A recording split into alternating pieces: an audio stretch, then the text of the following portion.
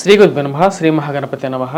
July 12 నుంచి August 25 తారీఖు వరకు చంద్రమాను అనుసరించి గోచార రీత్యా గురువు కుజుడు యొక్క కలయిక అనేది జరగబోతుంది అన్నమాట. వృషభంలో గురువు కుజుడు యొక్క సంయోగం జరగబోతుంది. అంటే రెండు గ్రహాల యొక్క కలయిక రాబోయే 45 రోజులు, అంటే జూలై నుంచి 12వ తారీఖు నుంచి 45 రోజుల పాటు ఈ యొక్క కలయిక అనేది ఉంటుంది. ఇది ఎటువంటి ఫలితాన్ని ఇస్తుంది అనేది చూద్దాం. గురువు కుజుడు కలిసినటువంటి ఈ జరగబోతున్నటువంటి రెండు గ్రహాల యొక్క కలయిక వృషభ రాశిలో జరగబోతున్నది.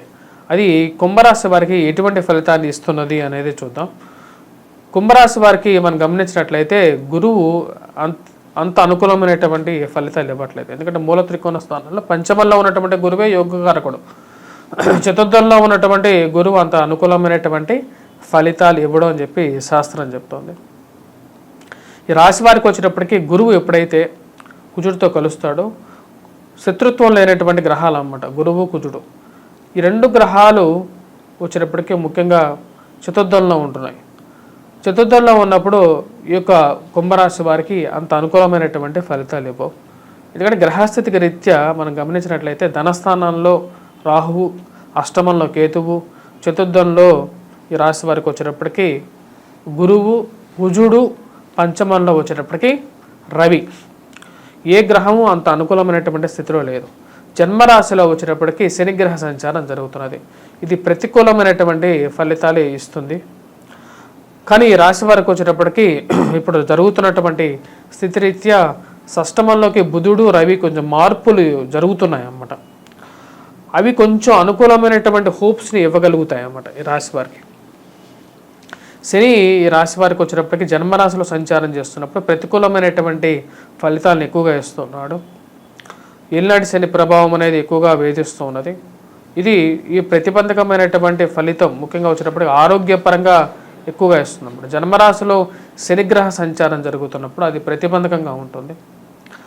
కుజుడు ఎప్పుడైతే చతుర్థంలో ఉంటాడో ఇంచుమించు శని ఎటువంటి ఫలితాన్ని ఇస్తాడో కుజుడు కూడా అటువంటి ఫలితాన్ని ఇస్తాడని చెప్పి శాస్త్రం చెప్తుంది. కుజుడు పాపగ్రహం. గురువు కుజుడు కలిసినటువంటి కాంబినేషన్ అంత కరెక్ట్గా లేదన్నమాట. అంటే కుజుడికి గురువుకి సయోధ్య ఉన్నప్పటికీ కూడా కుజుడు యొక్క స్థానమే అంత అనుకూలంగా లేదు. ముఖ్యంగా ఉద్యోగపరంగా, వ్యాపారపరంగా కూడా ఇది ప్రతిబంధకంగా ఉంటుంది. మానసిక చింతన కలిగిస్తుంది అన్నమాట. ఆరోగ్యపరంగా సెల్ఫ్ డ్రైవింగ్ విషయంలో జాగ్రత్తగా ఉండాలి రాశివారు. ఇక్కడ నడిచేటప్పుడైనా సరే జాగ్రత్తగా ఉండాలి.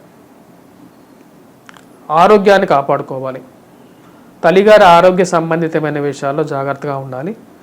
ఇన్వెస్ట్మెంట్స్ విషయంలో జాగ్రత్తగా ఉండండి. మోసపూరితమైనటువంటి మనుషులు చుట్టూరు ఉంటారు. రజోగుణకారకమైనటువంటి గ్రహం అన్నమాట కుజగ్రహం.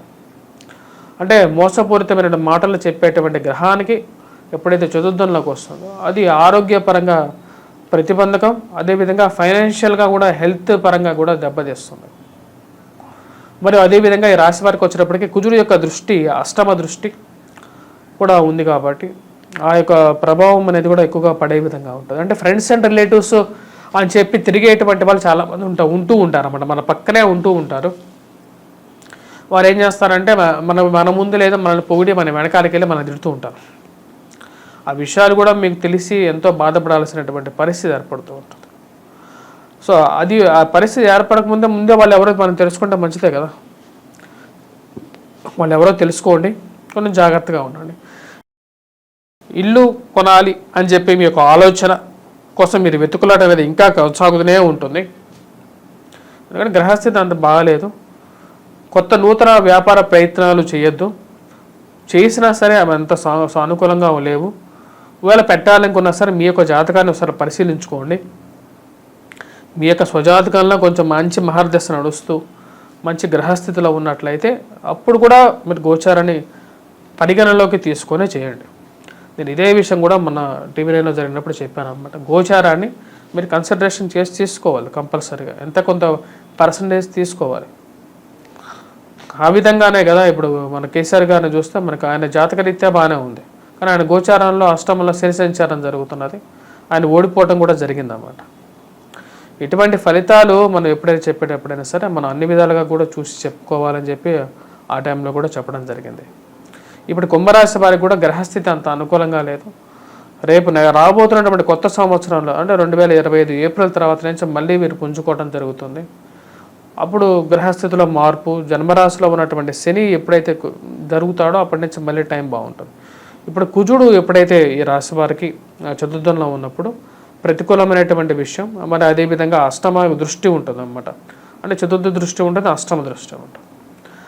ఎప్పుడైతే కుజుడు వ్యయస్థానాన్ని చూస్తాడో అధికమైనటువంటి ఖర్చు ఉంటుంది, ఆరోగ్యపరంగా కొన్ని చిక్కులు, మానసికమైనటువంటి చింత, ప్రశాంతంగా కూర్చున్నా సరే బాధ అనేది మనస్సులో కలుగుతూ ఉంటుంది.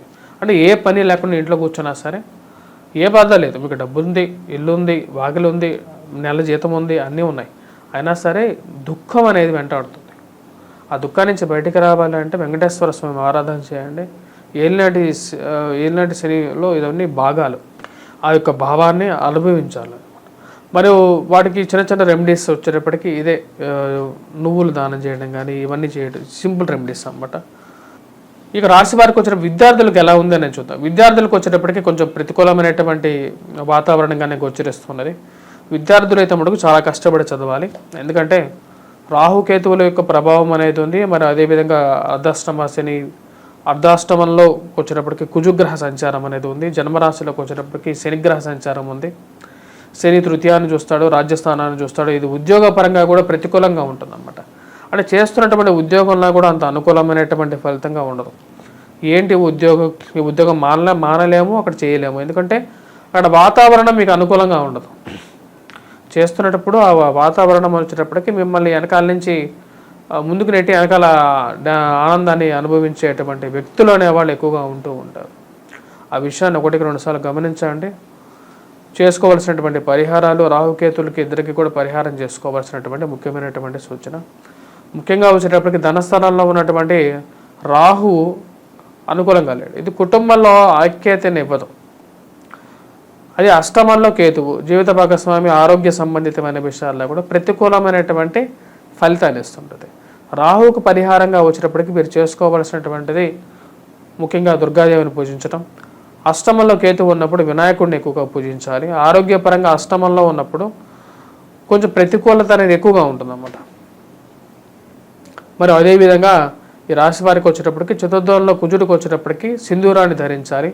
ముఖ్యంగా ఈ 45 రోజుల పాటు సింధూరాన్ని అనునిత్యం ధరించినట్లయితే సానుకూలమైనటువంటి ఫలితాలు ఎక్కువగా పొందగలుగుతారు. మరియు పంచమంలో రవి ఉన్నప్పుడు, రవి కూడా ప్రతికూలంగా ఉన్నాడు కాబట్టి ఇది వ్యాపారస్తుల మీద ఎక్కువగా ఉంటుందన్నమాట.